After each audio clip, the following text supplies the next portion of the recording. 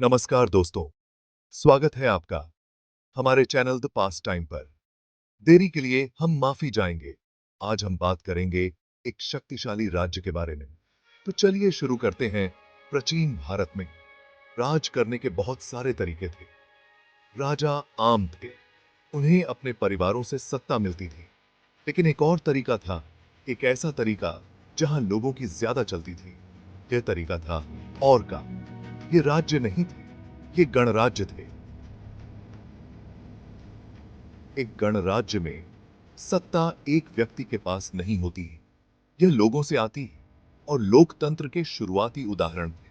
वे राज्यों के साथ साथ फले फूले समाज को संगठित करने का एक अलग तरीका दिखाते हुए। और शब्दों का अर्थ समूह या सभा होता है। गण और संघ, ये दोनों शब्द प्राचीन भारतीय समाज में गहरे अर्थ रखते थे। उनका उपयोग उन लोगों के समूहों का वर्णन करने के लिए किया जाता था जो खुद पर शासन करने के लिए एक साथ आते थे। ये समूह समाज के विभिन्न वर्गों से आते थे और एक साझा उद्देश्य के लिए एकत्रित होते थे। ये समूह छोटे हो सकते थे, जैसे गांव की पंचायत। गांव की पंचायतें स्थानीय मुद्दों को सुलझाने और सामुदायिक निर्णय लेने के लिए महत्वपूर्ण थीं। या वे बड़े हो सकते थे, जैसे राज्यों का एक संघ। राज्यों का संघ एक व्यापक और जटिल संरचना थी, जिसमें विभिन्न राज्यों के प्रतिनिधि शामिल होते थे। उन्हें राज्यों से अलग करने वाली बात थी साझा शक्ति में उनका विश्वास। यह विश्वास उन्हें एकजुट करता था और उन्हें एक मजबूत और स्थिर समाज बनाने में मदद करता था। निर्णय एक व्यक्ति द्वारा नहीं लिए जाते थे। यह प्रणाली एकल नेतृत्व के बजाय सामूहिक नेतृत्व को प्राथमिकता देती थी। वे सामूहिक रूप से चर्चा और बहस के माध्यम से किए जाते थे। इस प्रक्रिया में सभी सदस्यों की भागीदारी होती थी, जिससे निर्णय अधिक संतुलित और न्याय संगत होते थे। इस प्रणाली ने सुनिश्चित किया कि सभी को आवाज मिले, भागीदारी और प्रतिनिधित्व को बढ़ावा मिले। यह समावेशी दृष्टिकोण समाज के सभी वर्गों को एक मंच प्रदान करता था, जिससे वे अपने विचार और चिंताएं व्यक्त कर सकें। इस प्रकार की शासन प्रणाली ने न केवल राजनीतिक स्थिरता को बढ़ावा दिया, बल्कि सामाजिक एकता और सामंजस्य को भी मजबूत किया। यह प्रणाली आज भी प्रासंगिक है और हमें सामूहिक निर्णय लेने के महत्व की याद दिलाती है। आधुनिक लोकतंत्रों में भी यह प्राचीन भारतीय प्रणाली एक प्रेरणा स्रोत के रूप में देखी जा सकती है। यह हमें सिखाती है कि जब हम एक साथ आते हैं और सामूहिक रूप से निर्णय लेते हैं, तो हम एक मजबूत और अधिक न्याय संगत समाज बना सकते हैं। आज के समय में जब हम विविधता और समावेशिता की बात करते हैं, तो यह प्राचीन प्रणाली हमें याद दिलाती है कि हर व्यक्ति की आवाज महत्वपूर्ण है। यह हमें प्रेरित करती है कि हम एक साथ मिलकर काम करें और एक बेहतर भविष्य का निर्माण करें। अगर कोई राजा नहीं था, तो इन समूहों का नेतृत्व कौन करता था? इसका उत्तर है, यह इस पर निर्भर करता था। कुछ और ने एक नेता चुना, जिसे यह कहा जाता था। हालांकि यह नेता राजा की तरह सर्वशक्तिशाली नहीं था। उनकी शक्ति या के नियमों द्वारा सीमित थी। उन्हें लोगों की सहमति से शासन करना पड़ता था। इस प्रणाली ने नेता के अधिकार पर नियंत्रण प्रदान किया और जवाबदेही की भावना को बढ़ावा दिया। और का दिल सभा थी। यहीं पर सदस्य महत्वपूर्ण मामलों पर चर्चा करने के लिए एक साथ आते थे। सभा या के सभी वयस्क सदस्यों के लिए खुली थी, चाहे उनकी सामाजिक स्थिति कुछ भी हो। इसका मतलब था कि आम लोगों को भी निर्णय लेने की प्रक्रिया में भाग लेने का मौका मिलता था।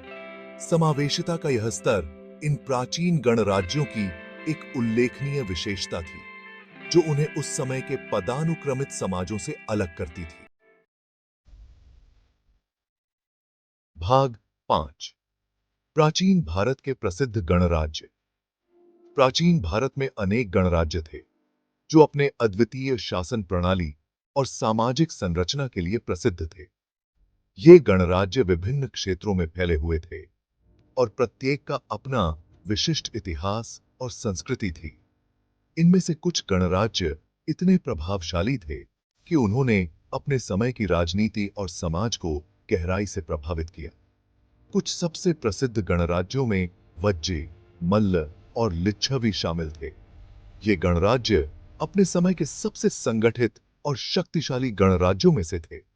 वज्ज गणराज्य अब के बिहार में स्थित था और अपने मजबूत लोकतांत्रिक सिद्धांतों के लिए जाने जाता था। यहां की शासन प्रणाली में जनता की भागीदारी महत्वपूर्ण थी। वज्ज गणराज्य में विभिन्न जनजातियां और समुदाय एक साथ मिलकर शासन करते थे, जिससे यह गणराज्य एकता और सहयोग का प्रतीक बन गया था। मल्ल गणराज्य उत्तर प्रदेश और नेपाल के कुछ हिस्सों में स्थित था। यह गणराज्य अपने कुशल योद्धाओं और अपनी शासन व्यवस्था के लिए प्रसिद्ध था।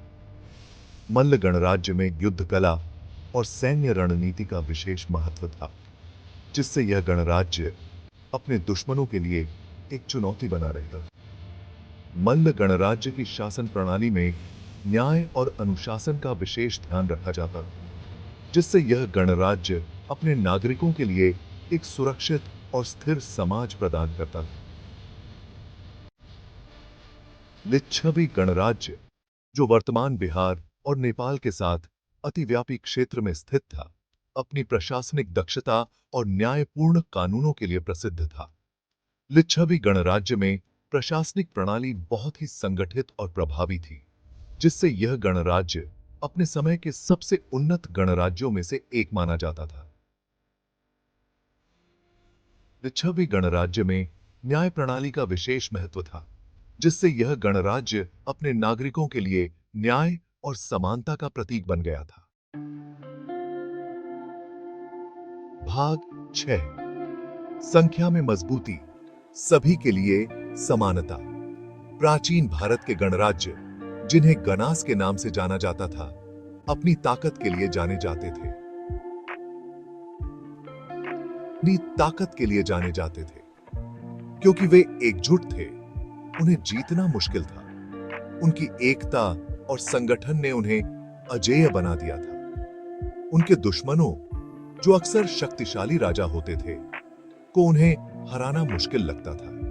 ये राजा अपने विशाल साम्राज्यों और सेनाओं के बावजूद गणराज्यों की एकजुटता और दृढ़ संकल्प के सामने कमजोर पड़ जाते थे।